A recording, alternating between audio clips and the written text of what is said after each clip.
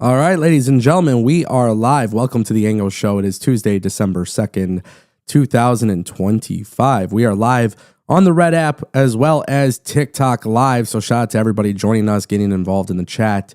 We are going to have a fun one because TNA dropped some massive news. It is officially official.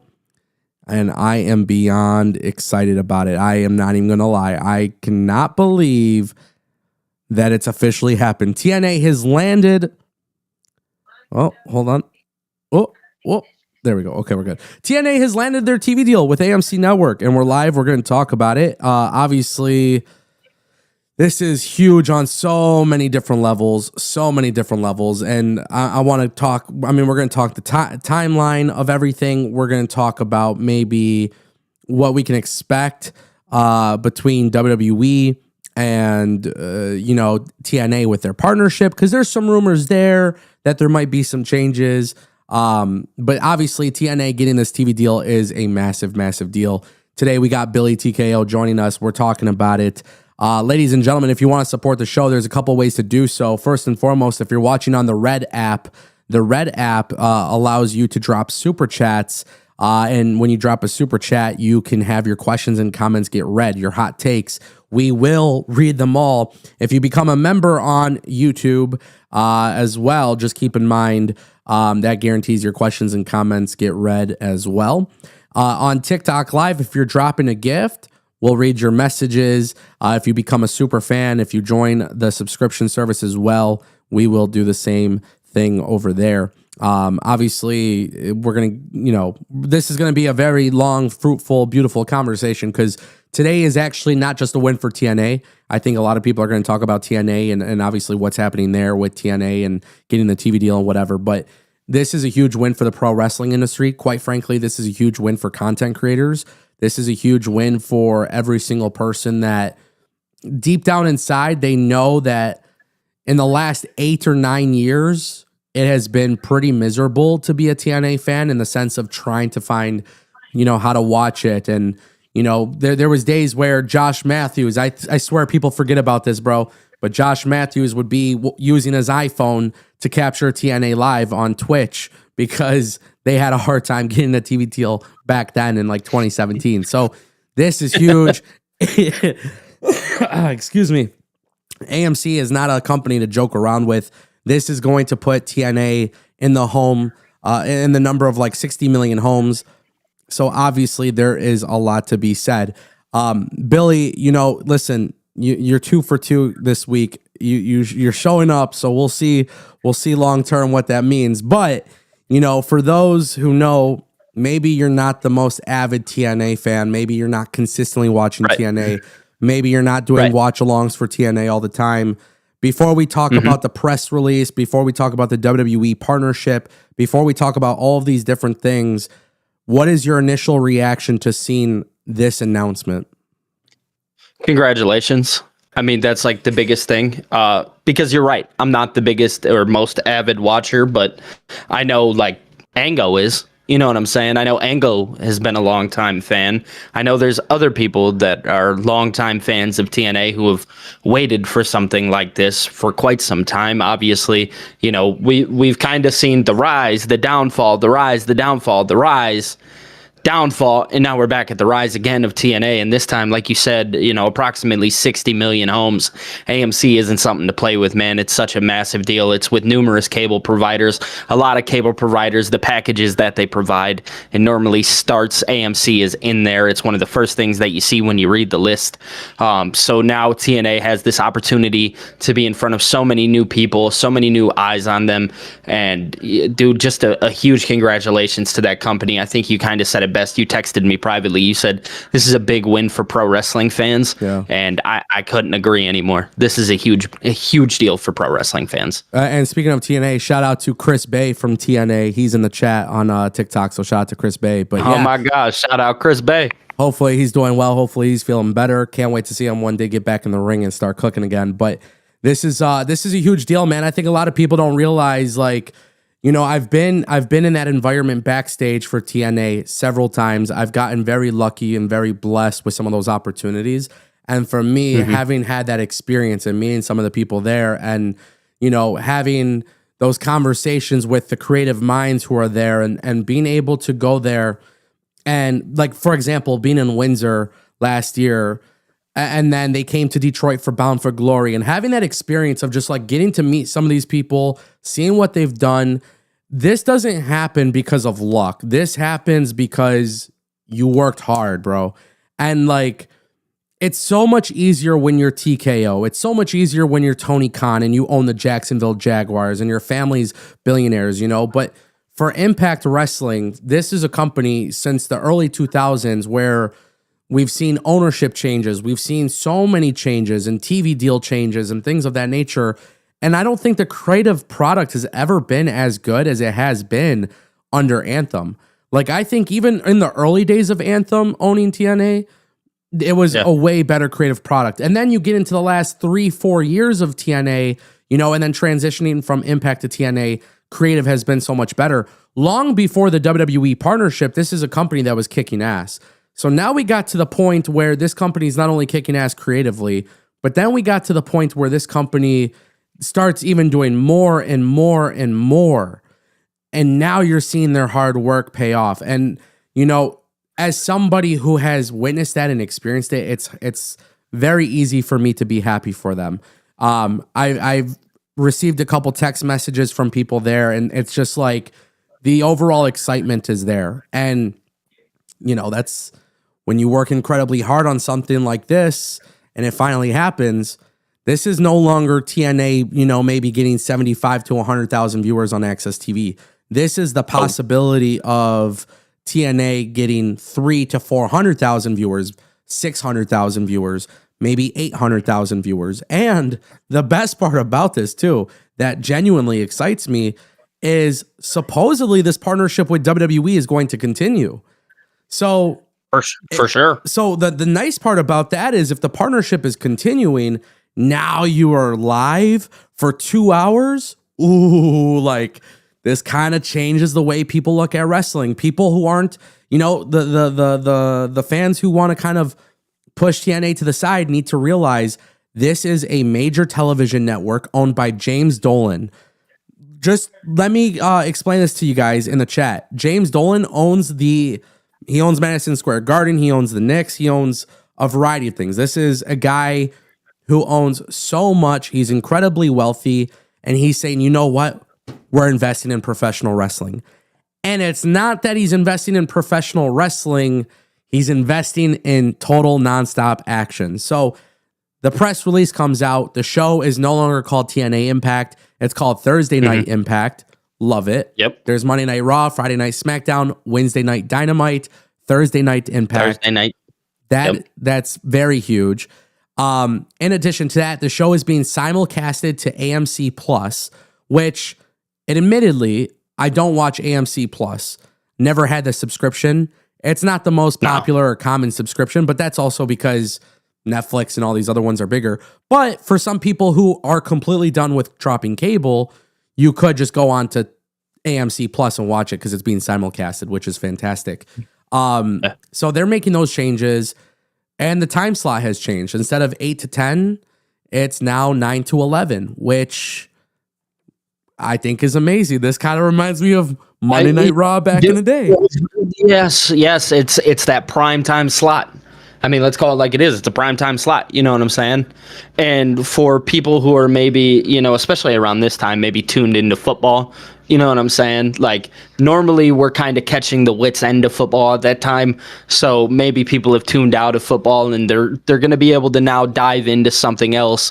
Like, there's so much opportunity for TNA in this role, especially at that 9 o'clock spot. Like, just like you said, being an old school wrestling fan, 9 to 11, it just, that's when I always watched pro wrestling. You know what I mean? Like, that's the time that I remember. So TNA, to capitalize on that, number one, is genius, and AMC also.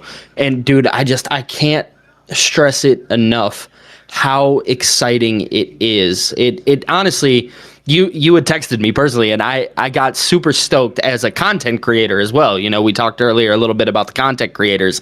Dude, that like drives me to be like, okay, well, now I want to put Thursday nights away because I want to see what Impact's going to be like. Thursday night Impact. You know what I mean? Okay, let's do live watch alongs. Let's keep creating content. Let's keep pushing TNA forward the way that they're now pushing themselves forward. They're taking themselves beyond seriously. You know, like you said, 2017, Josh Matthews, iPhone, like, dude, the levels have changed to this now.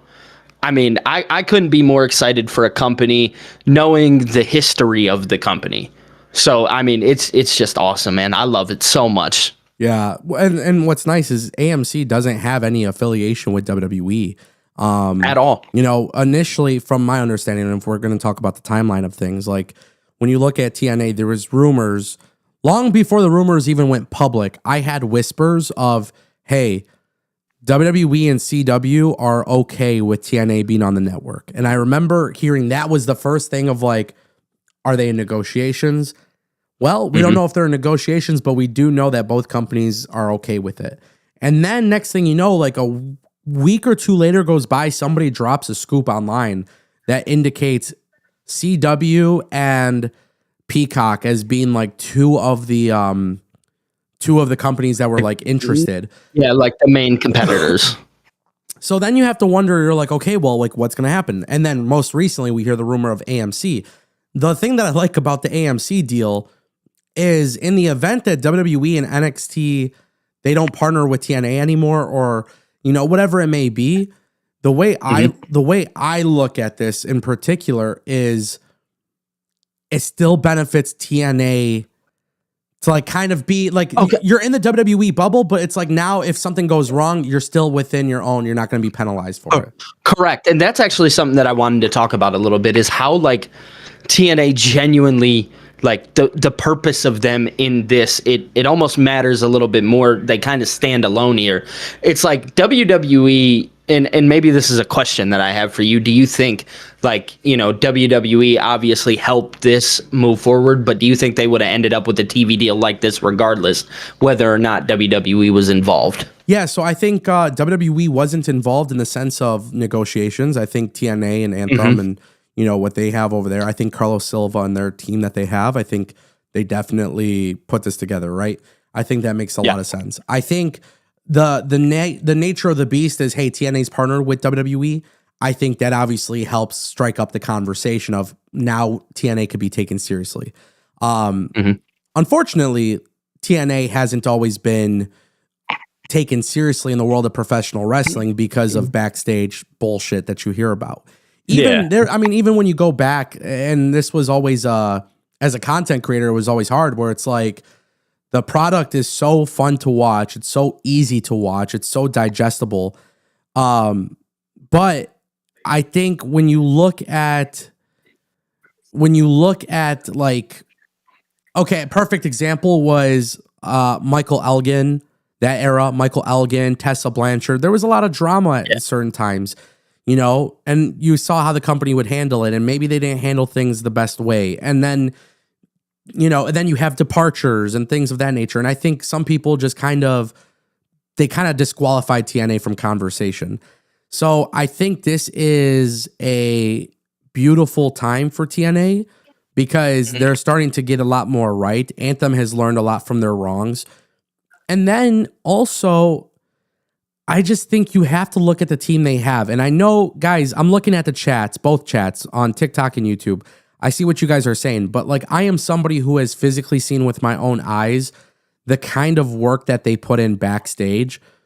It is such a great environment to the point where like I praise the company so much for it because I can't imagine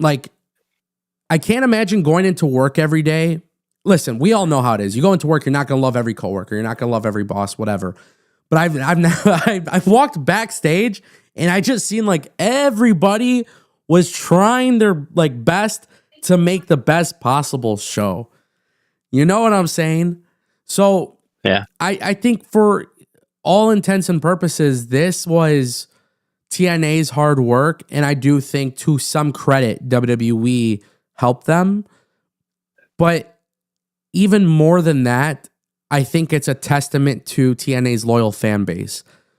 There's been a lot of times where people could have given up on TNA, and nobody truly did. That's huge. That is huge.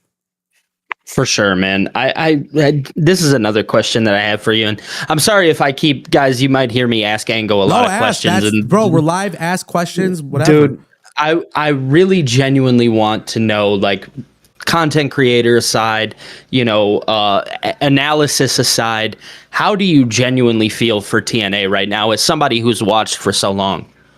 I mean, man, I'm just excited to see that they finally got this TV deal. I don't know, like, watching on Destination America, watching on Pursuit Network, watching on Twitch, like, those were, and the funny thing is, watching at those times, people might make the argument that creative was bad. I wouldn't argue that creative was bad. I would just argue that the business side of things were bad. Right. So for me as a fan, it's like, okay, dude, like, it doesn't change much for me because I have access to the Access TV channel. I had access to it, right? Yeah. I wasn't one of the households that couldn't watch it. So for me, nothing changes there other than the fact that I get to watch them on a bigger scale network. Yeah. So do you think the production will probably, like, how do you think the production will change overall? So the thing is, if we talk through the timeline years ago, maybe 2 years ago, I had that scoop that I dropped where I told people, I said, guys, I was given a plan. I was told a plan of what they have. And their plan is essentially to go live more often, go into bigger venues, and to get a new TV deal. And in the last 2 years, we have seen all three of those things happen. The one part of the scoop that I never got was that they were going to change from Impact back to TNA. That was a nice little shocker. Like, anytime there was a little rumor of, oh my God, how cool would it be to go back to that? There was never any inkling that, like, it was actually going to happen. But I reported about it before. Hey, production will get better. They're going to go live more often. They're going to do bigger venues. And all those things have happened. Now, last week, TNA, what was it? Final Resolution, like 2 weeks ago. I don't know how it was for everybody else. I know for me personally, watching it, it was the best that TNA has looked under Anthem production wise. They very clearly had better cameras. They very clearly had better lighting. It was a much better watch. Now that they're getting paid more money, I would assume that the two increased costs that we're going to see is production quality and retaining roster members and signing roster members long term. That's what I'm predicting. I like that. So I think production, if production is anywhere as good as it was for Final Resolution, or I'm sorry, not Final Resolution, it was Turning Point, excuse me, because Final Resolution is this week. Right. But Turning Point, when I watched Turning Point and I saw that production, I was like, okay, this is beautiful. Like, this is good. So for me, that's where I'm looking at this, right? It's about a $30 million deal. We don't know for sure the exact, details time on frame. that. Yeah, but excuse me. My belief is that it's going to be probably a 3-year deal for now. 10 million a year is my guess. I'm just guessing this, but I would assume it's $10 million per year. I think we're going to see things get a little bit more enhanced. Now, what I don't expect, and maybe this is where TNA could do a little bit better, is have a little bit of fun with the stage design. Have a little bit of fun with the graphics. Let's change up the graphics a little bit. Let's change up the logos and the barricades. Let's revamp some things. Let's revamp some things and show people that this is a different company. And I think TNA, if they really show something different for AMC, I think a lot of the naysayers, a lot of the negative Nancys out there, they're going to have to eat their own words, because once you start getting money, it's not cheap to produce, right? So once you start getting money and you're able to put it back into your product, people will be able to see that, and people want to see that. That's just the truth. Like, even with AEW, what made people take AEW so serious was the fact that production was very high. Now, where did the production come from? TNA. It was initially AEW took the guys over from TNA's production, which I still feel like was a pretty shit situation, but that's kind of the reality of it, right? So I think we're going to see some improvements. But now let me ask you this. As somebody who doesn't watch TNA, what is your thing of like, hey, they have to do this on day one? So number one, I think I think you just kind of said it best, we have to revamp something, we have to show how we're different. I think one of the biggest things that they did that I was a really big fan of, obviously we've seen as of recently, they've kind of taken the belts back from WWE and put them all back on their TNA superstars.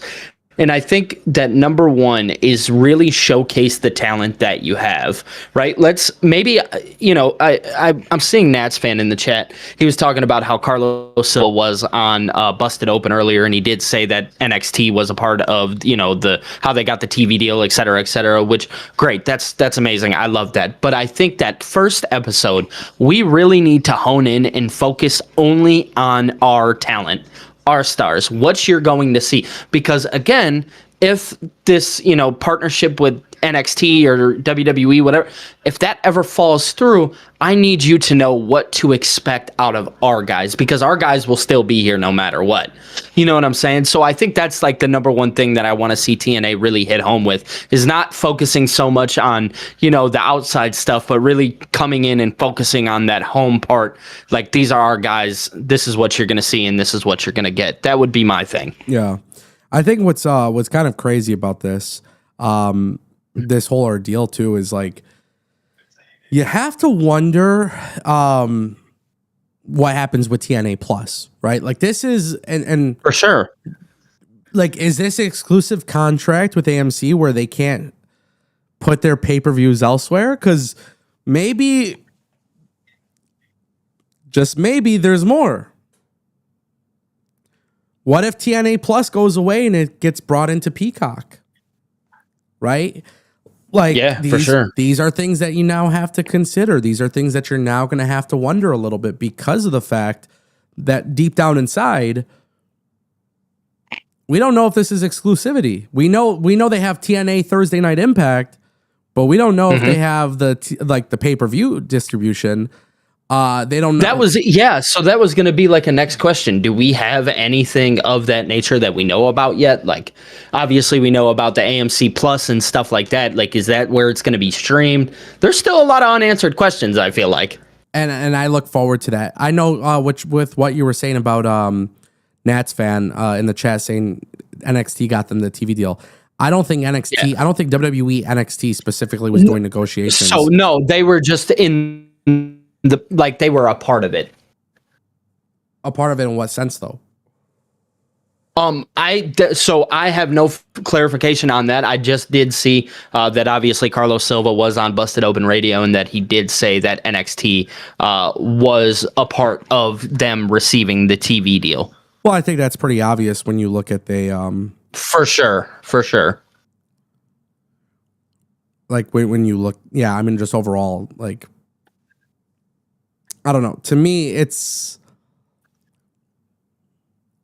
don't know how to explain it. I feel like naturally, because they had NXT on their show, that's what helped them. For sure. Absolutely. But agree 100%. I think that's realistic. And I feel like Carlos Silva had to say that, something of that nature, because of the partnership that they have with WWE in the first place. Well, let's call it what it is. Let's just be realistic. When you have AAA, WWE, and TNA working together, and you have three of these companies working together, now imagine, like, if I was WWE, what I would be doing, just in general, like, what I would really be doing here, maybe this is where I get ultra competitive, but like, if your whole goal is to slow down AEW's growth, hey, TNA Thursday live 9 to 11, I'm not sending cast-offs from Evolve. I'm sending my world champion. I'm sending Obafemi. I'm sending some of my top guys. Let's start doing some crazy ass feuds now, and let's really get involved with one another. Maybe the wrestling fans, the sickos, don't want to hear this part, but maybe this part is also very true. Maybe the best thing that ever happened for TNA is they get this TV deal, WWE continues working with them, and they start killing it to the point where AMC and TNA are getting very, very good viewership, which, let me be perfectly clear here. AMC is a movie network. This is their first step into live sports. So their first step into live sports is a wrestling company. Now, we don't know what happens once WBD gets sold. We're going to know next week because supposedly the bid is being accepted. So if, Oh, is it? Oh yeah, well, some of the stuff that I'm hearing, it's like scary for AEW, to be honest. No shot, Very scary. dude. So for anybody who's wondering, like maybe in my chat or Ango's chat, Ango kind of shocks me with all the news. I really stay off Twitter and X or whatever. I really kind of stay off that stuff. So I get a lot of my information from this guy. So I'm always shocked when I hear new things. Yeah. So basically, the consensus is that like they've already done their like first or second round of bidding, and they're ready to make their decision. The three big suitors was Netflix, Paramount, and Peacock / NBC / Comcast. So 2 out of those 3 options could be detrimental. Well, actually, all 3 because TKO and Paramount are in bed together. So because TKO is in bed with Paramount, you have to wonder if Paramount would ever have AEW on its networks, right? So obviously, we don't know. We don't know. And I have to make that very clear. We don't know for sure, but if you're WWE and you're helping TNA on AMC really blow up, and let's say TNA is blowing up to the point where it goes extremely well, now that's another TV network that, hey, we're loyal to TNA. They're doing great stuff for us, and we're working with WWE because of it. You know what? Like, we're going to keep TNA. AEW needs a TV deal. They're probably not going to land on AMC, right? For sure. So that's where things could kind of change for AEW, where it forces them to go onto a streaming platform like Apple or Amazon. And quite frankly, I don't think that benefits AEW. I don't think it even fully benefits WWE, which is the reason why they have cable, broadcast TV, cable, and streaming. So AMC is like this is another one that's off the table for AEW, and I think that part needs to be mentioned. And, obviously this is where you have to look at TNA and you have to kind of root for them, not because of competition with AEW, but this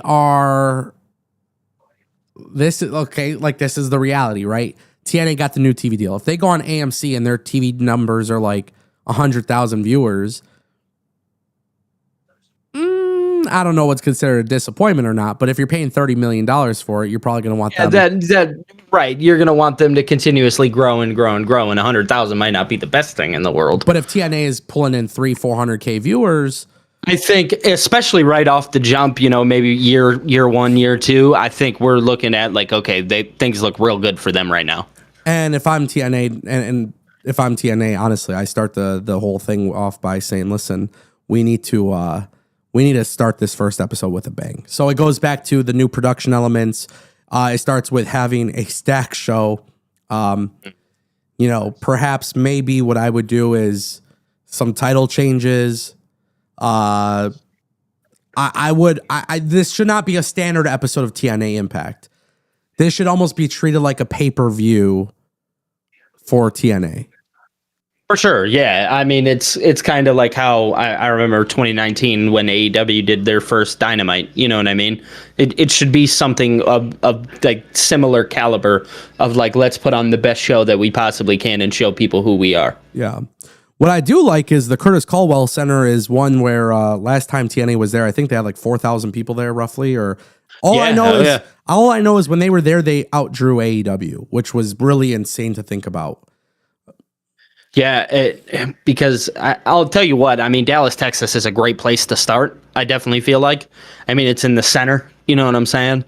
Heart of, our country and things of that nature, if people want to say that. But it really is like a very good spot, I feel like, for TNA to start in that arena in specific. Yeah. James All Day TV says Paramount has CBS and Paramount Network and MTV. These are the channels where AEW could air on if Paramount buys WBD. So James, what I want to say though is TKO has business ties to Paramount because of the UFC. So the UFC being on Paramount, TKO, it's a very simple conversation of saying, hey, like we're not going to want our competition here. Yeah, like you can't put our competition on here. And realistically, who knows how that works, right? Who knows? There's also a lot of laws and things of that nature, and I don't want to get too political, but I know even Trump is the one who's kind of pushing for Paramount to buy WBD. And I know that Trump is the one who, he wants Paramount to do Rush Hour 4 and like I've seen all that. They're trying to change the way some of these media companies work, and maybe that benefits TKO in a sense. And listen, for AEW, let's just call it what it is. For AEW, what they really need to do is just keep focusing on AEW. Correct. Yeah. I mean, they've been doing a great job when it comes down to just focusing on themselves. They need to look at this TV deal and not even bat an eye. Yeah. So Roger says Paramount could do what they want. They don't answer to TKO. So technically that is true. However, TKO is a company that is bringing a highly viewed live pay-per-view model and a variety of shows. Not only that, but they're also bringing boxing to Paramount. Paramount is trying to have live sports dominate. They're trying to become the home of live sports. Paramount is also in severe debt. A lot of these streaming companies and TV networks are in a lot of debt. So the way that you got to look at this is that they don't answer to TKO, but in order for Paramount to get out of debt, they need to see a return. They need TKO. They need TKO. They need Champions let's just call League. It like it is. They need them. They need Champions League soccer. They need this. They need that. They need all of these different things. They need college basketball. You cannot rupture those relationships. And so, like Netflix, for example, they never needed professional wrestling. But if Netflix wants to go and bring boxing and all these other live sports to Netflix, you have to have a model that works. Oh, we do WWE Raw, and it's a top 10 ranked show globally every week. Yeah, you know what? We need WWE at this point. So you make them need you by providing value to them. And so that's where Paramount and all these companies, they do answer to their partners. Just like AMC answers to TNA. If TNA comes in and they're bringing in a lot of viewers and AMC's like, hey, hold on, we're not just a movie channel. We want to do more. If AMC decides that they want to invest in college basketball or women's basketball or this or that, whatever it may be, well, AMC has to show that they have viewership and interest in live sports. It's kind of hard to do that with just one live sport. But if you say, hey, look at the success that we're having. And by the way, the most important thing, by the way, would be the advertising dollars.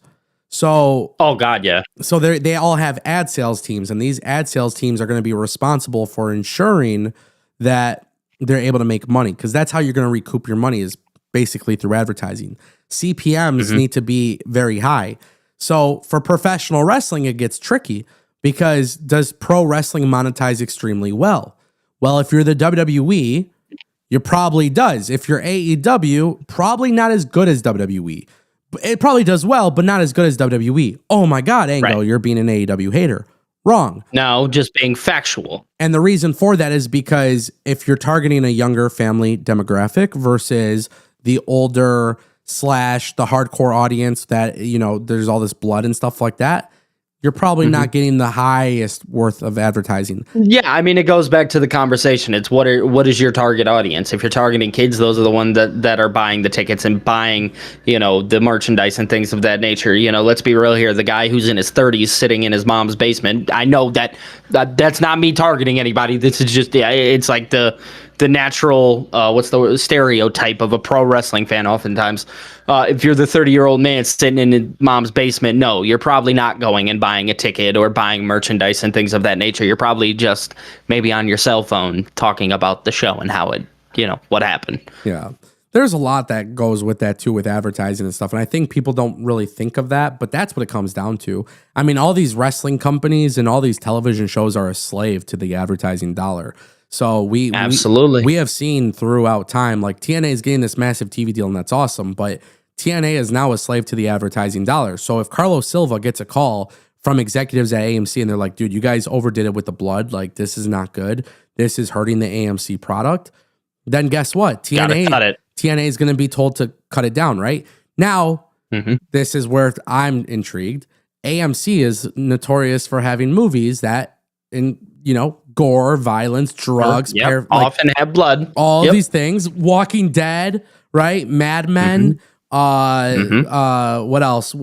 Breaking Bad. Like some of the biggest shows and series came from AMC before they got distributed to Netflix or somewhere else. So there is in my opinion, AMC has a great reputation for providing that kind of content and having those kind of shows. I would argue that maybe for TNA, they kind of get to be the middle ground. It's not going to be too much like AEW. It's not going to be too childish like WWE. It's going to be some sort of middle ground where they make it work. Blood probably won't be all the time, but you'll probably get it a little bit. Are they allowed to swear on TV? We're going to find out, I think also that time slot, 9 to 11, it's amazing. If you're a little kid, hey, you know what? You got to be in bed, little boy. You got to go to bed. you got to be in bed, little boy. You got to be in bed, little boy. So maybe TNA could get away with a little bit more. But also if you're TNA and you're AMC, and these are conversations they've probably had, but like for sure, you're thinking again, you're a slave to the ad dollar. The ad dollar. So at the end of the day, they're going to tailor around to that, and that's how the product is going to come across. I think TNA already, though, in general, has done a really good job of being the middle ground of like. For sure. I mean, you can look at their product and everything that's kind of taken place over the last, we'll say, like year now.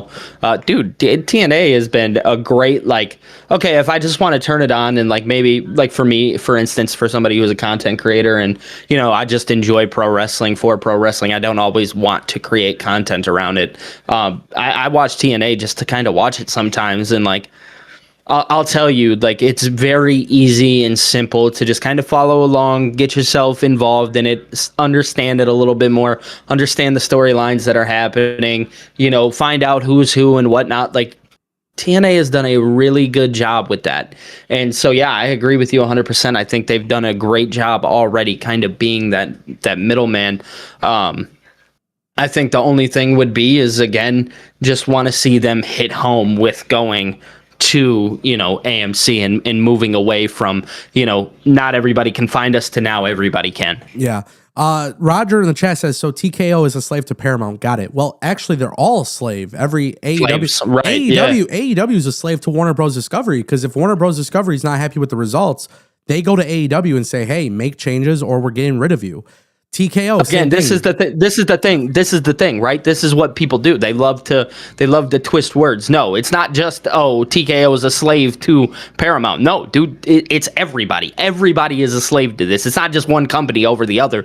They're all looking for the ad dollar. Well, if you've done anything creatively, I'm here to tell you, you've probably thought about the ad dollar. So the thing is, and people need to remember this, is that they are not their own boss anymore.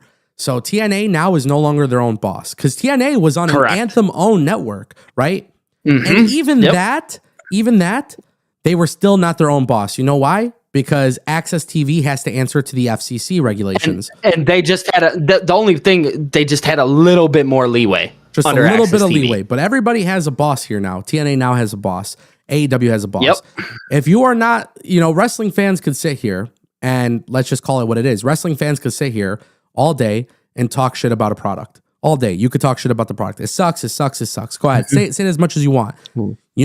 Deep down inside, your words do not really do much against anything, because at the end of the day, those TV networks are sitting behind a screen looking at the numbers and they're being like, damn, this is good. We're making money. Beautiful. For sure. This is where professional wrestling, people need to understand that business really oversees, it precedes everything that you guys think about professional wrestling. Even for me as a fan, correct. We could sit here and they know time second by second when somebody's on the screen who's a draw, who's not a draw, right? They know, like, for example, this is a perfect example. TNA going on AMC. If Mike Santana is world champion by the time they're on AMC, or he wins the world championship and he's on TV and their numbers just start plummeting after the fact, AMC is going to get the belt off them. AMC is going to be like, hey, man, like, something's not working. We need to see some change. There is that reality that has to sink in. You are now watching other TV executives come to you and say, listen, this is not working. Something needs to change. Wrestling fans could sit here all day and be like, oh, Mike Santana's great, or Mike Santana sucks. It doesn't matter. The TV networks are going to pay attention to the actual statistics, because as long as you're watching, as long as they have your attention, you lost. As a fan, you lost. You're watching. So that's why the whole concept of hate watching doesn't make sense, because you are literally profiting them. So I just want to put an example out there just so everybody can maybe understand. You talk about the Mike Santana thing. If it doesn't work, yes, you're absolutely right. They'll probably, AMC will go to somebody say, hey, this isn't working. It's the same reason why Cody Rhodes won the WWE Championship back from John Cena rather than maybe John Cena dropping it to somebody else. The reason why is because Netflix or USA or whoever seen previously beforehand that, the Cody Rhodes things works. And right now, I don't know, or we don't know if there's anybody else that we can maybe have follow suit. We're going to give it back to Cody. That's the whole reason why. Yeah. They just have people to answer to now, and that's the thing. That's it. I see some people in the TikTok chat. Shout out to Jose for sharing the live stream. I appreciate it. And shout out to Julio and Brian for following. Shout out to Robert Jankowski as well. Shout out to everybody that's pulling up in the chat on TikTok. I will say this, one thing that is commonly getting asked here is what's going on with TNA Plus, and are they going to be simulcasting on TNA Plus? Yep, we've talked about this a little bit. So I don't think we have confirmation on that just yet. Nope. That very well could change. Shout out to Nitro Man for the follow, by the way. But yeah, I think that could very well change. I don't think that's going to be included. I don't think they're going to simulcast on TNA Plus. What I would say though is I think for TNA Plus, I do feel there is, in my opinion, I feel like there's going to be another announcement at some point. I don't know. I have a weird inkling like TNA pay-per-views will go somewhere else. Well, do you think they would maybe go to AMC Plus? No, I don't think so. I don't think AMC Plus. I don't think that would be the right strategy for TNA and AMC Plus. I think for AMC Plus, they would really need to increase their subscriber base for that to be a selling point. So I was gonna say, do you think it's smart for TNA to maybe leave that like $30 model right now, or do you think they need to keep it for some time?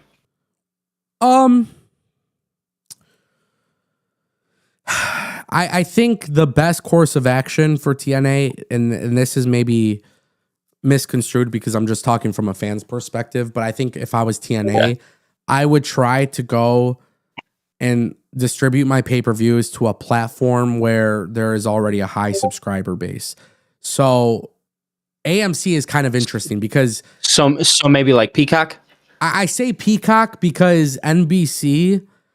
they have the NBA, they have WWE, right?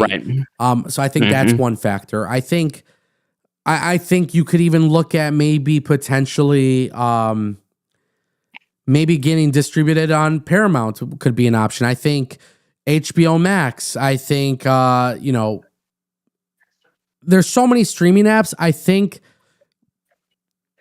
you got to find one that has a high subscriber base. The problem is all the streaming apps are in debt.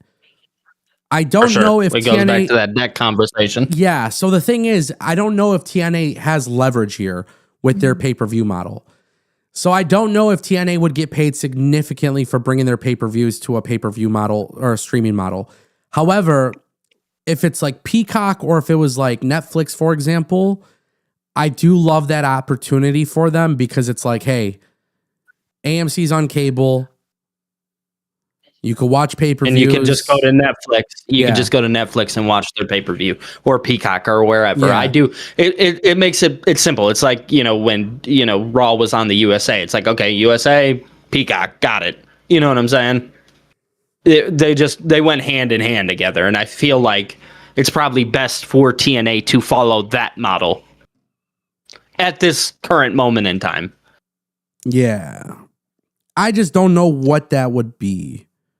No, because it's unknown right now. And I guess this is one of those situations where it's like, all right, you got to wait and see. You know what I'm saying? Because, all right, here's some of the cookies, but we're not going to give you all the cookies yet. We're going to give you the AMC announcement, and then we'll continuously do things as they go on. Yeah. Just for clarification, Nitro Man says, does AEW not have HBO Max? They do.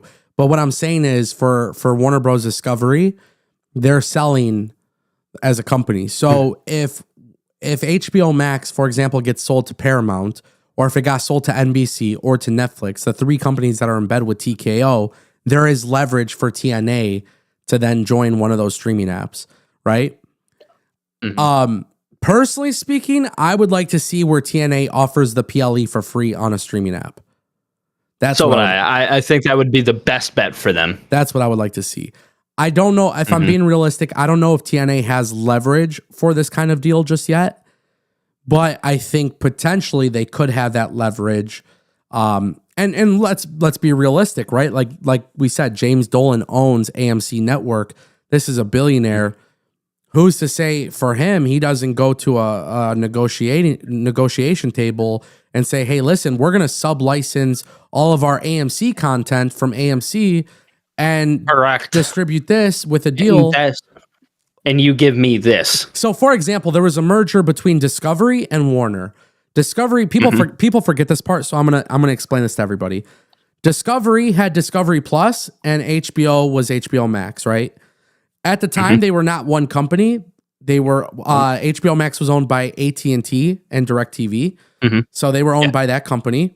And then what ended up happening was Discovery was owned by Discovery, and that was their streaming app, and that was like National Geographic and Discovery Channel and all that stuff in the streaming service, Home Garden TV, Food Network, whatever. Then they merged both companies together so AT&T could get out of it. HBO Max and Discovery become one, and then it became HBO Discovery. And then they had there was a million name changes. We all know about that. They couldn't make up their mind. But HBO Max and Discovery Plus became one thing. Now, AMC Plus is kind of lucky. They have a streaming service. It's not the biggest one, but they have a great library. Who's to say that James Dolan, the owner of AMC Network, says, hey, why don't we merge our content or license our content to one of these big providers? So now, instead of you having all the costs associated with running a streaming app, now you will go to Netflix and say, hey, Netflix now includes AMC Plus. And then through there, TNA is now available on AMC Plus. Yep. And it works out in everybody's favor a little bit there. And then on top of that, you're like, okay, well, if you're TNA, would you rather have TNA Plus or would you rather be on Netflix? I mean, I think I can't speak for them, but I would assume they would probably say, you know what, let's go and get them on Netflix, you know? For sure. Absolutely. I don't know. I think eventually we're going to find out exactly what's going to happen with their pay-per-view model. I think it's only a matter of time now, right? Yeah, I still think I have a very weird belief that they're going to do something else. It'll be interesting to see. Also interested to know what's going to happen with the TNA Plus service. Very interesting. I am so intrigued to know what they're going to be doing. We never really touched on Raw. Today is all about TNA, my boy. Huh. You know why? Why? Because WWE Raw was a solid episode, and it was good. And by the way, I will say this. Solo Sikoa and Gunther surprised the hell out of me. Amazing. That was amazing. Loved it. That was really freaking good. But the thing is, WWE has been around for a million years. They're going to be around for a million years.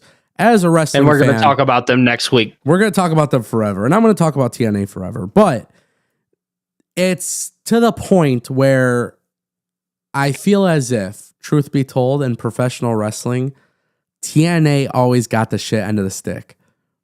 And now it's time to give them a little bit of the sunshine and rainbows, baby. And I was always the guy who covered this company through thick and thin, through the bullshit. So maybe that's why I'm a little bit more just happy and go lucky and everything about this. You know, dude, as I said, you're absolutely right. I'm going to let you kind of take the reins on this one because I know personally as your friend, real life friend, how much you've appreciated TNA and everything that they've done. And I think it's awesome that they just get this moment more than anything. So yeah, dude.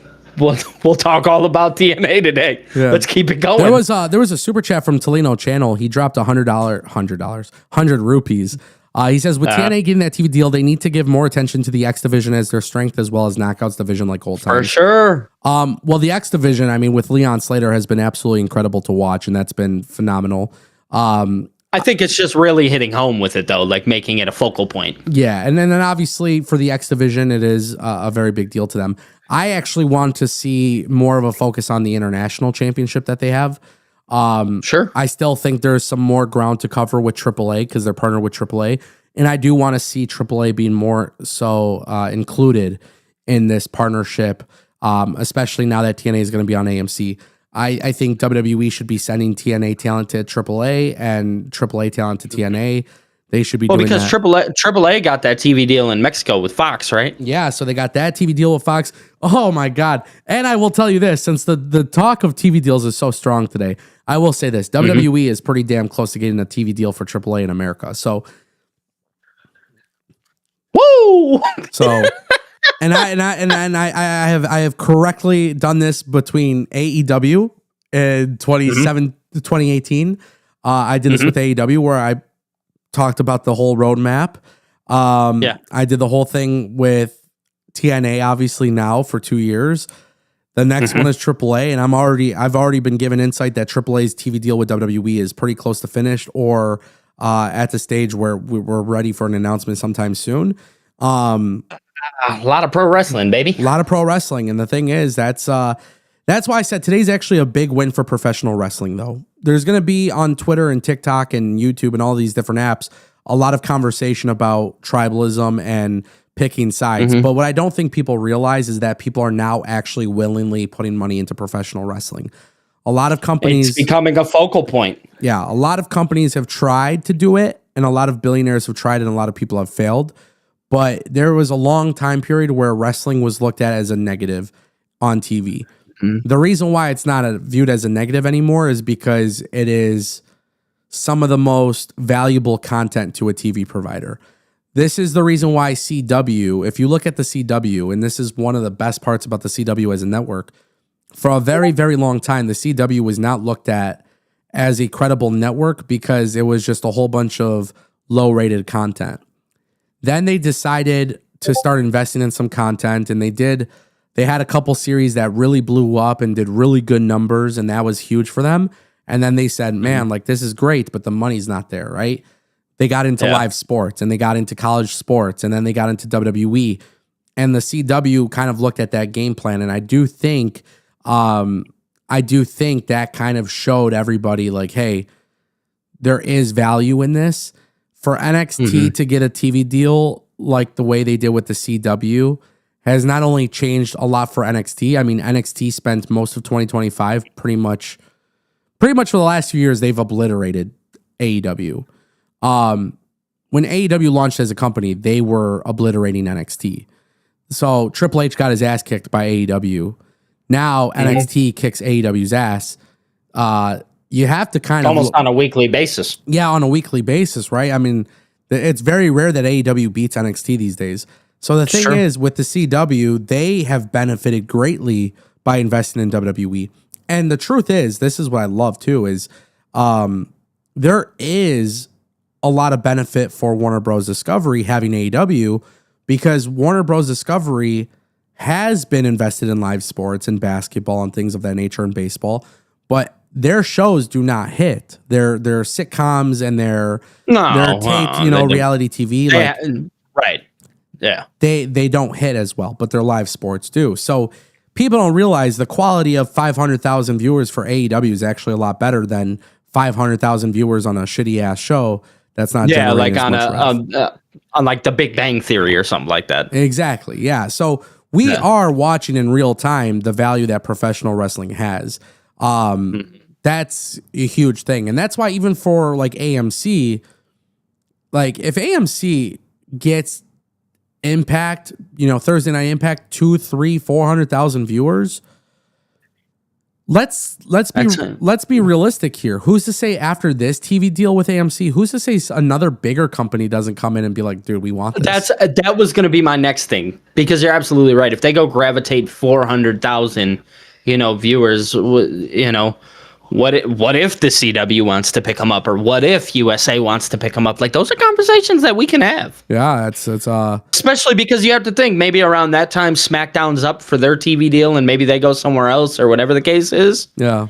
and the USA wants to bring him in. Like, those things are allowed to be talked about. And then you have the conversation of, wow, look at how far TNA really came. Remember when they were getting smoked out of the water on Spike TV by Monday Night Raw all the time? Yeah. And now they're on the same exact network that WWE was once on and spent so much of their growth on.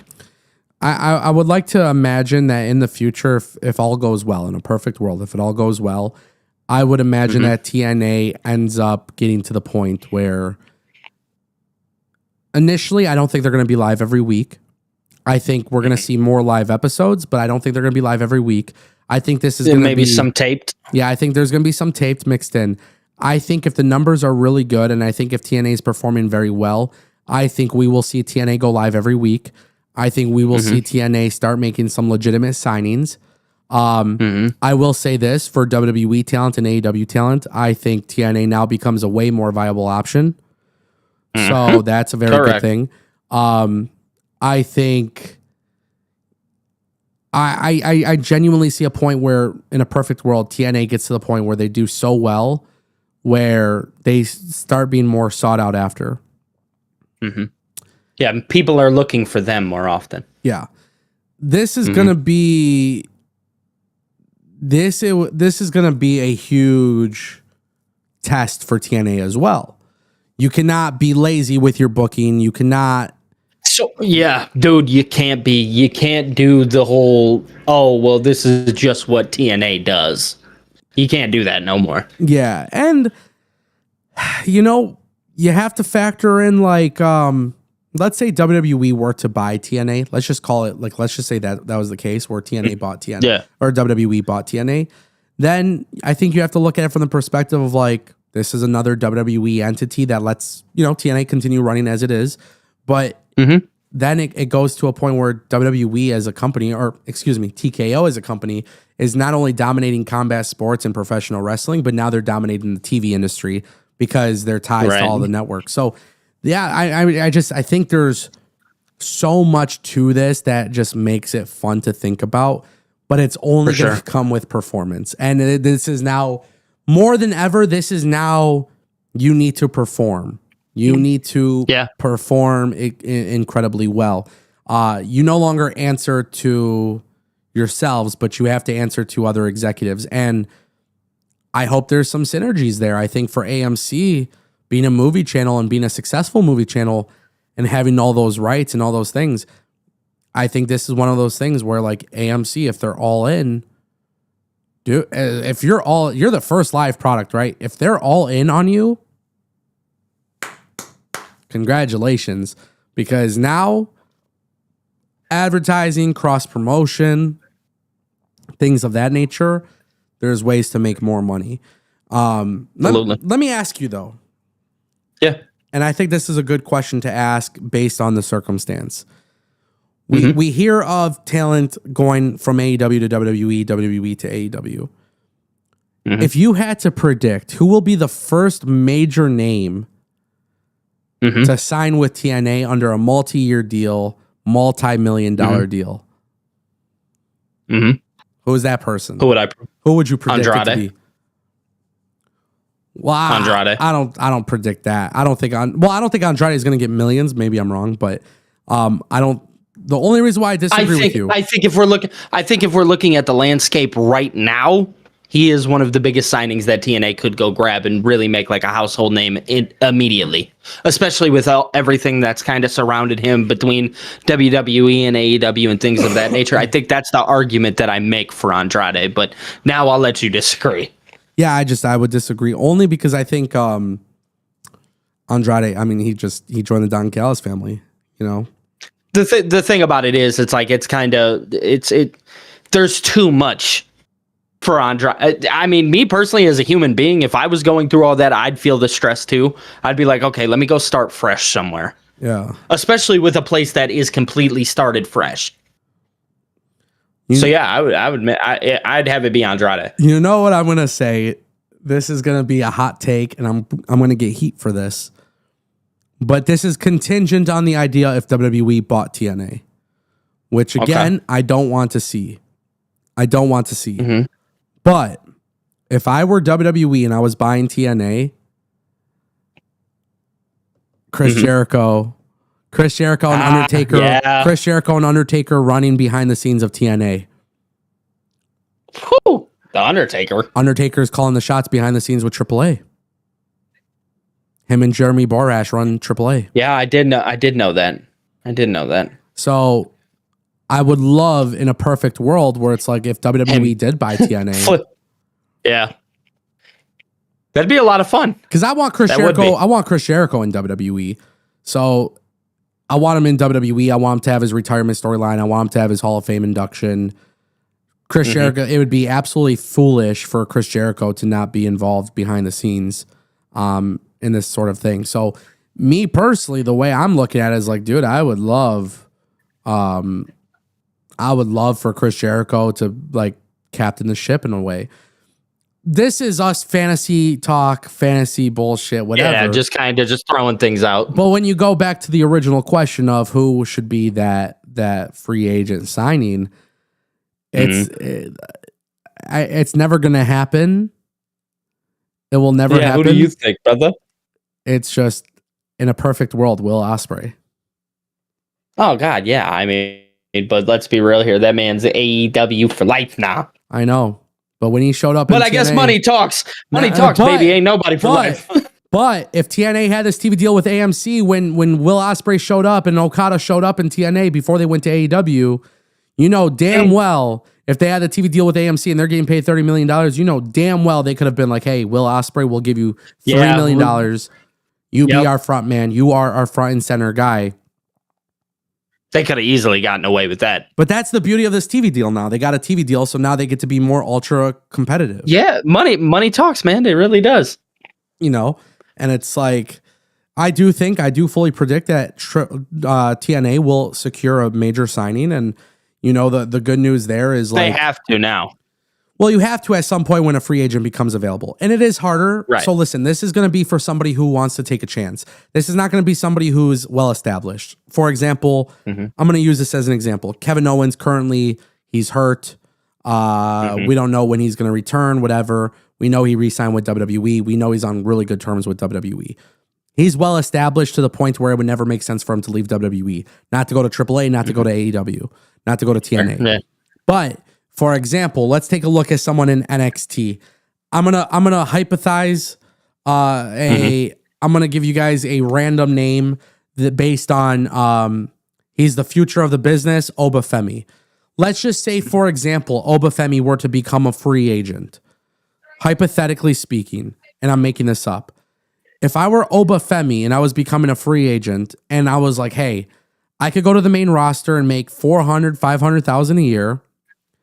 But TNA comes around and says, Obafemi, we want you to be our John Cena, our Brock Lesnar, our Randy Orton, our Kenny Omega. We'll give you $1 million per year. They are now seriously in the hunt for a free agent. Yeah. Right? Absolutely. And it's a young up-and-comer, not somebody well-established. That's going to happen across the board with TNA and AEW and Ring of Honor guys. Guys with potential that will become a free agent. These new up-and-comers, that are just going to eventually pop up one day and be gone. And I give the example of Obafemi from WWE NXT because it is... That's a fair example. That's a very fair example.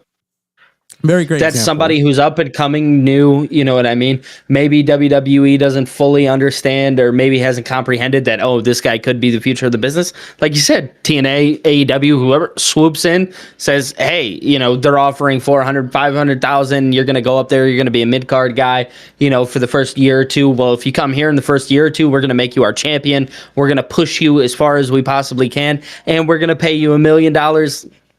The money talks, man. Yeah, no, I mean, it does. And here's the thing, like, when you factor in, like, even some AEW guys, like I say Obafemi from WWE, but like, if you look at AEW, give me a name of somebody who has a very promising career in AEW, but hasn't been given a push. Give me an example. Let's hear one. I mean, obviously he's been given a push, but I don't know if he's fully secured in AEW. And I think that somebody like that is Kyle Fletcher. Oh, okay. Yeah. Perfect example. Kyle Fletcher. I like this. Even the chat. Shout out to Juju in the chat. He said the same thing. So I like this. This is a good example. Kyle Fletcher. He's been given a push. In my opinion, I've said this a million times on the channel. Kyle Fletcher, Will Ospreay should be the John Cena, Randy Orton for AEW for 20 years. Absolutely. We've talked about it. Kyle Fletcher, incredible talent. Kyle Fletcher is not also a big name, but he is a name that will one day become big. So this is a perfect example of somebody where I would say, oh, Kyle Fletcher becomes a free agent. And let's just say, I don't have any reason to believe that Kyle Fletcher has an issue in AEW. He has Sky Blue, his girlfriend's there, right? And he's predominantly on TV. He was TNT champion. He for sure doing things. They do great things with him. AEW. Yeah. TNA comes around and says, "We'll give you more money than AEW. You're our front man. You're going to be our world champion. Like we want you to be our Cena." So same thing as Oba Femi, young up and coming guy, clearly going to be the future of the company at some point. This to me is one of those things where if I'm one of those guys from AEW or WWE, I say, "Damn, dude, like." To be their version of John Cena is huge. Because then what if I go there and what if we do really, really good on TV? And then on top of that, we're on live TV. Oh my God, like AMC's already a great TV deal. But then, bro, what if Paramount calls and then they want us? Or what if HBO Max? Or you never know. Okay, you know what? If I'm the front man, if I'm the man responsible for all of this, then I get even more money. And then I have more notoriety. I'm always going to be the guy that really changed TNA and made TNA better. Okay, I got to do this. That is how... talent are going to start thinking. That's how talent are going to start thinking. And I love that. I love that TNA is now part of that conversation because if somebody chooses to go to TNA and do that, you are now being primed in a position where you go from making $100,000, $200,000, $300,000 a year, maybe $1 million a year to, hey, when it comes to contract renegotiations, I want $5 million a year. It offers that now. It really does. TNA cannot spend their money. TNA cannot spend money like crazy right now, but they are way better in a financial situation now with this TV deal. Absolutely. They helped themselves a lot here. Yeah. One thing that was funny, Brian in the chat says we speculated everyone, but it's just going to be BDE signing full time. Well, listen, I love BDE. Shout out Brandon, man. Brandon is a hell of a person. Forget about the YouTube and forget about push it all to the side. Yeah, put YouTube content and put wrestling to the side. Brandon is a hell of a person. He's a very good dude. I hope he does get signed. And you know the thing is, the work that he's actually done in TNA has been incredibly fun to watch. Dude, him and AJ Francis, amazing. And then actually, let's not even lie about it. It's amazing. He actually tweeted that he's going to be in attendance for Final Resolution during. They are. So it's almost like TNA probably wants to sign him. I would hope so. I would hope so too. That's a great signing. That's great publicity too. Let's call it what it is. I mean, listen, you signed Brandon. The thing about signing Brandon is, okay, he's young. He's learning wrestling, but he's learned a lot very quickly. Sammy Callahan and all these people behind the scenes at TNA have a grasp on where he's at currently and where they could get him. You can now start doing things with him as a talent where it's like, hey, he might not win the X Division championship this year, but again, you want to look for young up and comers, dude. That's what wrestling is. And correct. And think about I know we're content creators, so we understand it a little bit, but his content reaches like a very broad audience. Yeah. I've always kind of compared him like in the wrestling scene of almost like a Mr. Beast style. Yeah. I'm pretty sure I've texted you that. He reminds me of very much of Mr. Beast with his how exciting he is, how resilient, like you feel it from him, even just watching in a video. And I think that's something else TNA could potentially capitalize. Look at what he's done with, Wrestling Revolver and things of that nature. So you take him there and you take him to that next spot where it's like, it's Leon Slater all over again. Leon Slater, okay, from a wrestling standpoint, in-ring ability, Leon Slater, we would be really dumb not to sit here and admit how incredibly talented and skilled he is. But he was just an indie name where I knew who he was because of his finisher, and he went viral, and I paid attention to some of his stuff he did on his indies. But now, years later, he's finally really starting to become one of the top acts for TNA. You have to put a rocket strap on him, right? Now you got to find your next version of that. And you got to find somebody who connects with people. So the cool thing about TNA in this particular situation is like, Dude, BDE is going out there. He's taking back bumps on the apron. He's putting in the work. They look like they hurt. Yeah, like he's putting in the work. The stuff that he's actually doing is entertaining. He's holding his own. I would sign him. No, I'm not signing Brandon Does Everything to a $5 million contract, but I'm signing I'm signing him to a nice contract where, right? Hey, man, you're going to wrestle for us. We're going to build you up and we're going to work together. Dude. You got to think if you allow him to continuously monetize on YouTube, you sign him to a 50,000, 1 year contract. Let's see how he grows. You know what I mean? Continuously monetize on YouTube, help us grow. I could see that working out for him. Yeah. You know what I'm saying?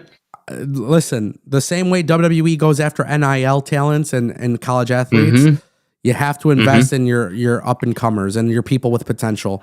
And it's a lot harder, to be honest, for a company like TNA to do that because what's their developmental system? They don't really have one, right?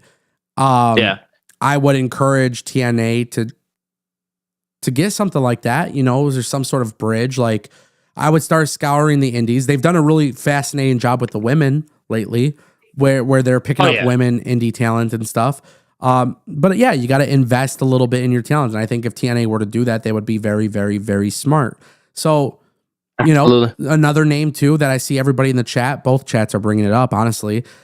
People are bringing up Zilla Fatu. Hey, Zilla Fatu. That's another great one. Yeah, ton of potential. WWE hasn't brought him in. Already been on an episode of TNA as well. Yeah. Or one of their pay-per-views. Yeah. I don't know what the hell's happening between them and Fourth Rope, but maybe you do some stuff more there, right? Like, and you also have to question how long Fourth Rope signed Zilla Fatu for. Yeah, and there's things of that nature, and of course they have Enzo Amore, real one. Right. Well, like I would start going after some more signings and beefing up that roster. Let's go get some household names. Let's put them on our roster, and let's take this thing to the next level. January 15th ain't that far away, baby. Yeah, this is a big win. And it really does go back to that conversation that we saw with Tolino Channel. It was like the X division, right? TNA now more than ever needs to have their identity, and with their identity, you have to figure out what it is. And being a good professional wrestling brand just simply isn't that. We know that doesn't work. Your eyes are on the prize now, and what is that prize? It's going out and getting great talent and making sure that we are the best that we could possibly be, and continue being balanced, right? Continue being balanced. I think that's a big thing is like you gotta TNA when they want to have really good wrestling matches, they have that and they have stuff like that. But you gotta keep doing the character stuff. And I really, you have Mance Warner and you have some of these guys where it's like they're doing some cool shit on TV. You have Jake Something. Jake Something should be retained, right? Keep Jake Something, push him as a top guy. Like you have certain things where you need to just now rebalance everything, and I think that will help. Yeah, real fast, I did want to say Sharon Dye over on my channel dropped a super chat. She dropped a $1.99 super chat. She said, did you think last night's episode of Monday Night Raw was epic? I'll answer real fast. Sharon, I did not. Just wanted to put that out there. Sorry for the interruption, Ango. All good. G Square 29 actually sent 5 boxing gloves. Shout out to him for the gift. I appreciate that. Ding, ding, ding, ding, ding. G Squared also ends up saying Anna J to TNA. Hey. Ooh, we talked about that yesterday, didn't we? Yeah, so I mean, like that's now more than ever, that's a potential possibility, right? She could go to NXT. Yep. She could go to NXT and maybe she'll be treated well in NXT if she wins. It's like Mariah for sure. Or she can go to TNA and she could be one of their top ladies over there. And to one of their top knockouts. And you gotta look, right? Like TNA did a very good job, by the way, of bringing in they brought in Indy Hartwell, right? So like, hey, Anna Jay goes in there and you kind of reshape the knockouts division with Indy Hartwell and like, I don't know. There's just something about that to me, I think it would make a lot of sense. So I would be intrigued by it. I would be okay with it. G Square dropped another 5 boxing gloves. So appreciate that. Thank you. What this really comes down to, guys, is TNA is now in a better situation than they've ever been in like 10 years. Really. For sure. It's been quite some time since they've been in this good of a position. It's been, I don't think they've never been in this. If you really look at the history of TNA, they've never been in a position like this. When they had Spike TV, they were in a phenomenal position. Yeah, the problem is all the backstage drama. The backstage stuff, the creative product. I mean, so that's why I say I think this is the best position that they've ever been in. You know, morale, from my understanding, is pretty high in TNA right now. Things are going up for them. Doesn't seem to be any backstage drama. So I think it's probably the best they've ever been.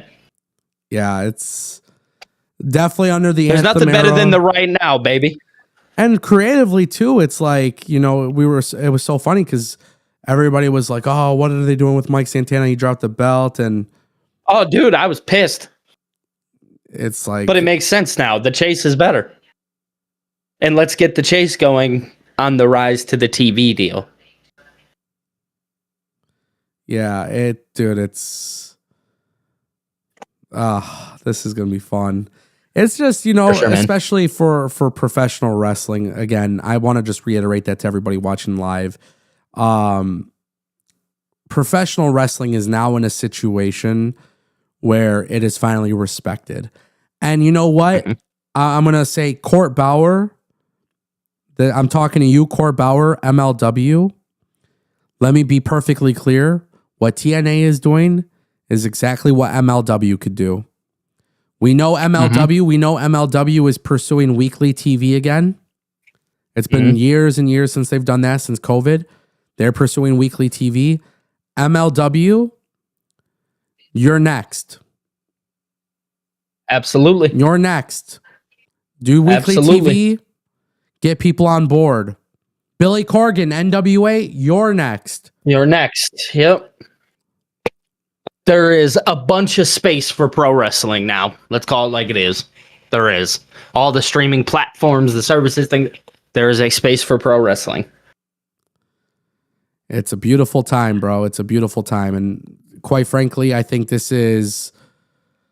I know for me personally, I'm even more excited. And the fact that more people have access to this will be huge. I think a lot of people will be watching. I think a lot of people will be tuning in.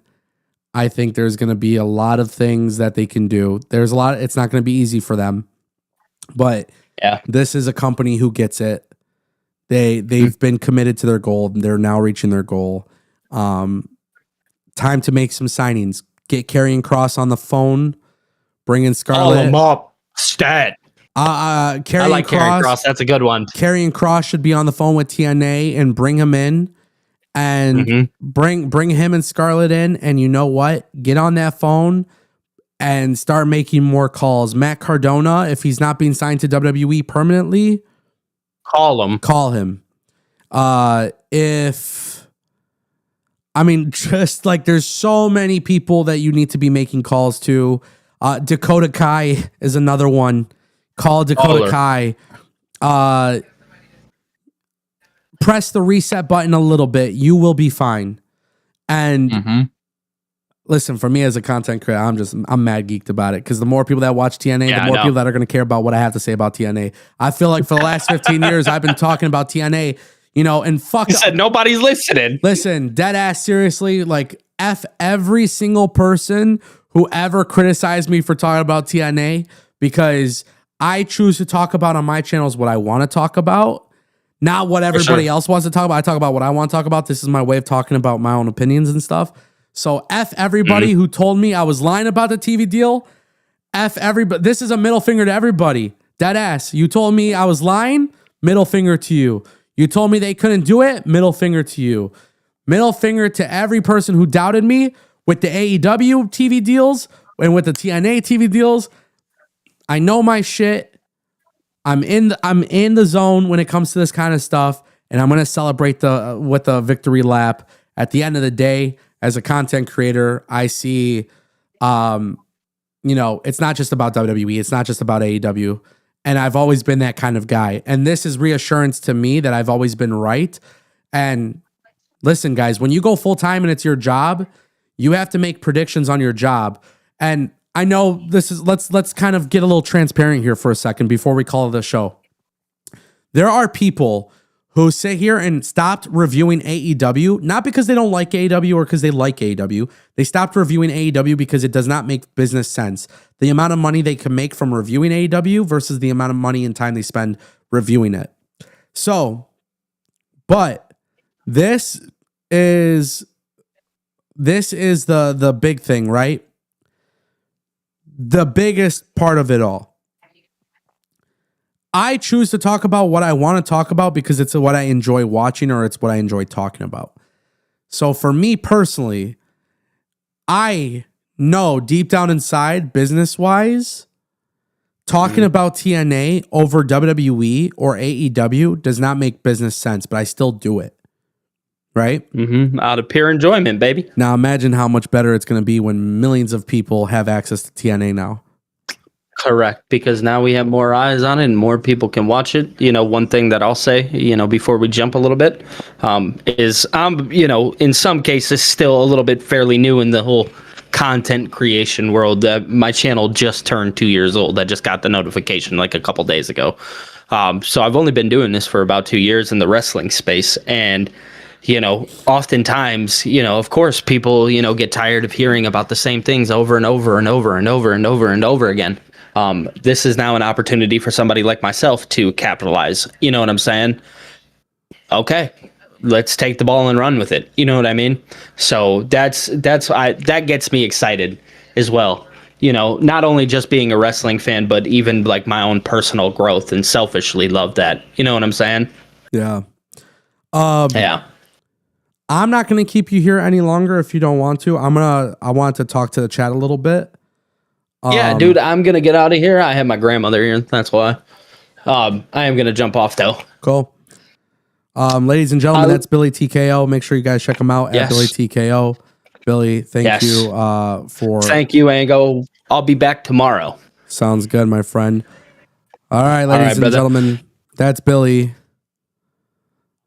Shout out to Billy. But I do want to spend a little bit more time just talking directly to you guys to the chat before we call it a show.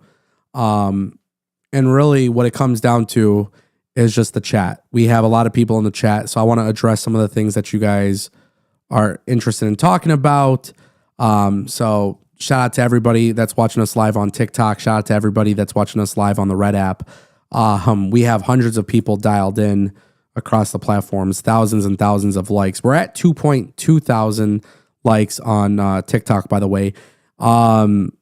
Let's see. Let's address some of the things that people are asking. And of course, if you guys have super chats or anything like that you guys want to drop, go ahead and do that. It guarantees that your questions and comments get read. But right now, Jared Clark dropped a $5 super chat. He says, since ROH Final Battle will be stacked this Friday, there's a chance that TK will get a TV streaming deal next year since TNA. What do you think?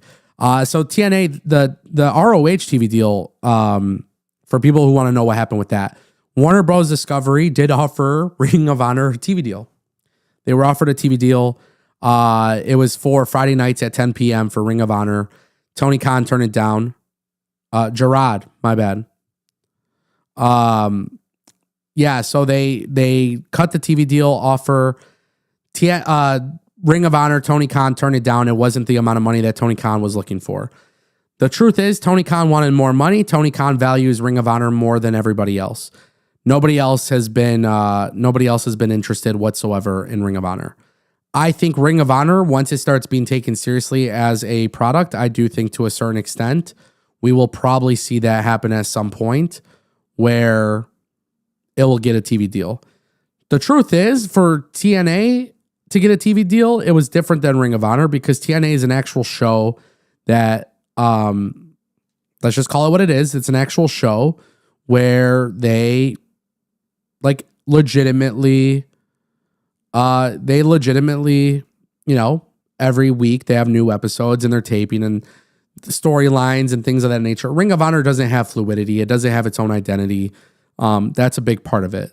So just kind of keep that in mind when talking about Ring of Honor. They don't have its own identity yet. It hasn't had its own identity. Ring of Honor is very, very, very minimal when it comes to the way they conduct business. So that's why Ring of Honor hasn't got a TV deal yet. Tony Khan turned it down, and that's okay. That's okay. I think Ring of Honor pay-per-views are its strong part. I think their TV deal, their TV show, not that good. Shout out to Gerard Clark, 2004 for the $5 super chat. I appreciate you, bro. The Smash 26 says, happy to hear this news about TNA. Bill says that's a movie channel that TNA is moving to, right? Yeah, AMC is a movie channel. They're notorious for having plenty of really, really good movies and series. People forget that Breaking Bad came from them. So just a lot of good stuff over there. And that's obviously a big deal. And then keep in mind, too, one thing that you guys should know, and I think this is probably a big talking point, is the guy who owns AMC Network owns the Knicks. He owns Madison Square Garden. You have to wonder if maybe TNA can go in for like Bound for Glory at MSG or something of that nature. Like that could be a possibility. You never know. Now that they have ties to AMC, you know, AMC is going to want TNA to do well. You're going to use your other resources. I think that is going to be a very big proponent of it. Do you think TK is being picky when it comes to getting the TV deal to get ROH off the ground? Yeah, I think he's being incredibly picky. But I think Tony Khan just doesn't know his vision for Ring of Honor. I don't think he has plans for Ring of Honor. I don't think he cares about Ring of Honor the same way he does for AEW. And that's okay. It's okay. It's not a big deal. It's just you're not going to get subscriptions to watch Ring of Honor. You're not, you know, you're going to run into that issue. But yeah, I think to a certain extent, you're going to see Tony Khan's going to be picky really for no reason. What likelihood does TNA go hard for MJF whenever he becomes a free agent? I think TNA should go hard for every person that becomes a free agent. I think there's an opportunity for an opening to be some sort of big deal. And I think that has to really be considered if you're a talent. I think you got to look at it from a different perspective of like, hey, this is a company getting way more money, and I want to be that massive marquee signing. And that time will come. It probably won't happen soon, but it will come. ROH is just a placeholder for secondary talent in AEW that TK doesn't want to use on a regular basis. Yeah, I definitely think that is true. I think Ring of Honor is like an excuse for, hey, I want to try using this talent. You know, hey, I don't have plans for this person. I'm going to put them on Ring of Honor. Got to get my money's worth, you know. Ring of Honor is a dud. It's a dud. And Ring of Honor, to be honest with you, if it shut down its operations, I don't even think it would be that big of a deal.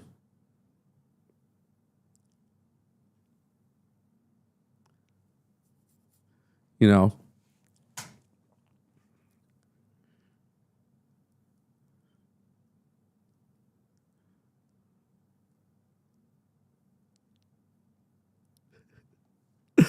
Oh, man.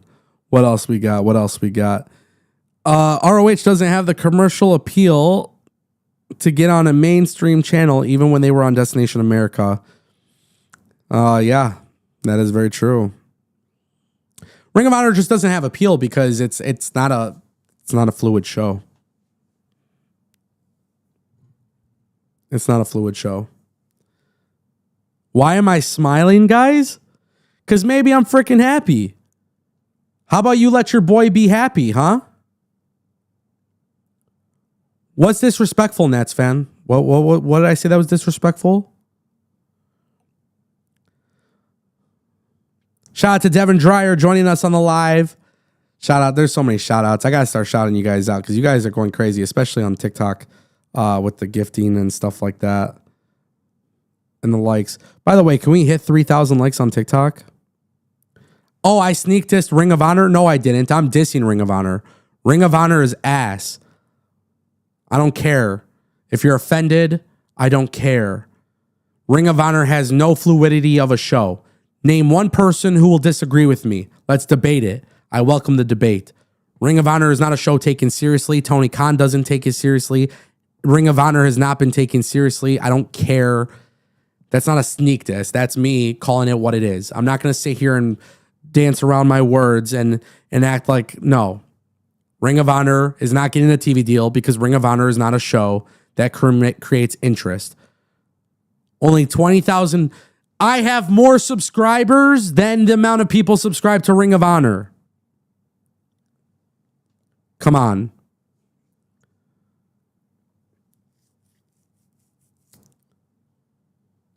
Warner Brothers is sold. I see AEW on Amazon since they do AEW pay-per-views. Yeah, I mean, if AEW went to if AEW went to Amazon, that would be amazing. I think that would be the far more likely option. It's not going to get as much viewership as it does now, but it would be amazing because it's Amazon. So that would be huge.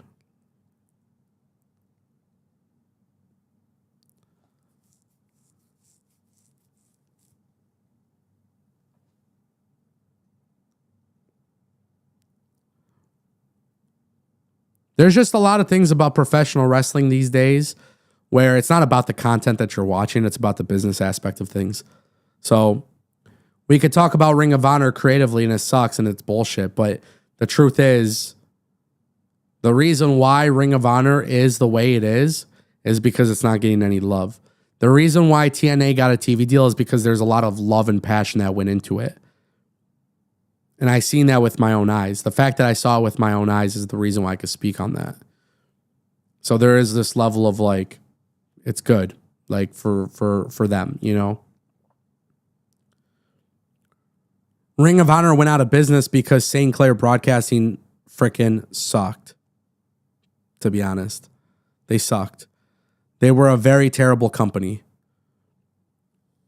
So Tony Khan only bought ROH because of the tape library. Well, he hasn't done shit with the tape library, so that's kind of how I look at that. But it's all good, man. It's all good. Shout out to I am Coda Kai 319.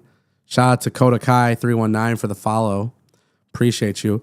If you guys aren't following and if you're not subscribing, you need to do so right now. We're about to hit 30K. We're about to hit 30K followers right now on TikTok. We're very close. So make sure you guys do that. We're getting closer and closer to 100,000 subscribers on YouTube. Shout out to Jonathan Evans. He says I'm amazing. Shout out to you. Thank you for joining. I appreciate it. But yeah, man, coming up on an hour and a half. I will end the stream at 3,000 likes. We're almost there. So if you guys want to like the stream, go ahead and do that. And then, of course, we'll be back tomorrow at 12 p.m. And yeah, that'll be good stuff. Shout out to everybody that came through. Shout out to everybody for the super chats. Shout out to everybody who clicked follow. I appreciate it. Live streaming every single day. Don't get it twisted. I'm showing up. So, same time tomorrow. Ladies and gentlemen, that is the Ango Show. Peace.